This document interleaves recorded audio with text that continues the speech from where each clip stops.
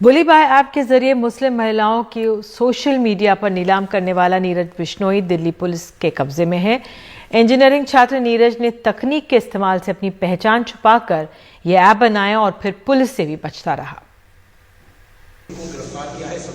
Bully by app कांड का मुख्य आरोपी 21 साल का नीरज बिश्नोई दिल्ली पुलिस की गिरफ्त में है। हम आपको बताते हैं कि कैसे नीरज बिश्नोई असम के जोरहाट में बैठकर तकनीक की मदद से समाज में जहर घोलने का काम कर रहा था। ये गिटहब प्लेटफॉर्म है जहां पर जाकर नीरज ने ये ऐप बनाया और इसे लॉन्च किया।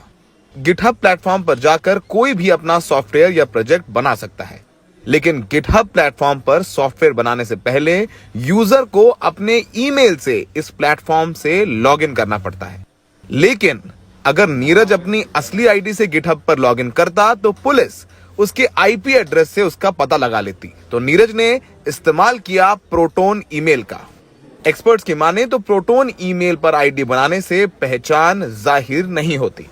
उन्होंने ये जो एप्लीकेशन है बड़ा शातिर तरीके से बनाया है और इसमें बहुत सारी चीज़ों को ध्यान रख कर कि हम पुलिस की जो जांच है और ये सब जो पुलिस किस तरह से पकड़ेगी, तो इन सब चीज़ों को एक पूरा ऑर्गेनाइज तरीके से ये सॉफ्टवेयर बनाया है। ये कोई नॉर्मल अगर यहाँ पे अगर आप कोई सॉफ्टवेयर बनाते हैं या कोई भी अगर अकाउंट बनाएंगे तो अपने ईमेल आईडी से बनाएंगे, लेकिन नीरज बिश्नोई ने ये जो अकाउंट बनाया ये बनाया है प्रोटोन ईमेल के थ्रू।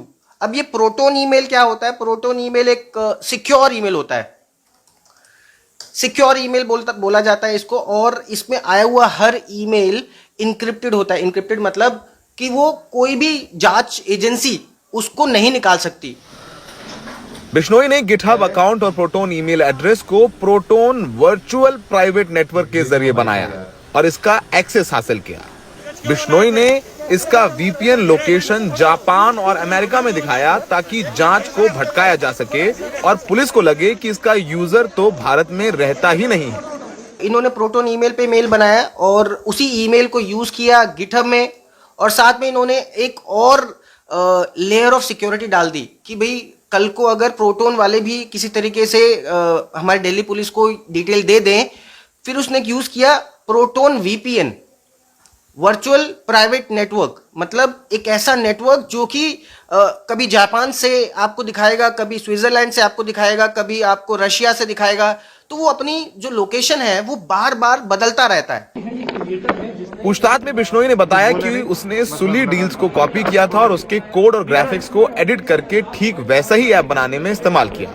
बिश्नोई ने पुलिस को बताया कि उसने ट्विटर हैंडल @buliby_ भी बनाया था। इसके अलावा उसने कुछ और फेक हैंडल्स बनाए थे गुमराह करने के लिए। बिश्नोई ने शुरुआती पूछताछ में बताया था कि वो कुछ पत्रकारों के राजनीतिक स्टैंड और रिपोर्ट से बेहद खफा था और उसने ऐसा उन्हें सबक सिखाने के लिए किया।